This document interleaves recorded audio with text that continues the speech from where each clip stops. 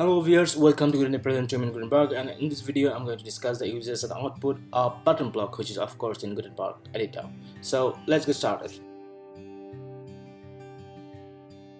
Click on the plus sign, go to layout element and select button, type an URL here. I'm going to use the Google URL https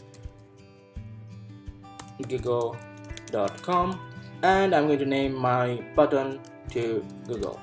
You can change the background color and text color of your button if you want.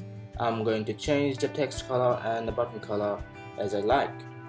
Click on the update button and view post. You'll be seeing your button is here. If you click this button, you will be redirected to the Google homepage. If you have any question regarding blog, WordPress or Gutenberg, leave your comments below. We'll love to reply to your queries. Till then, goodbye.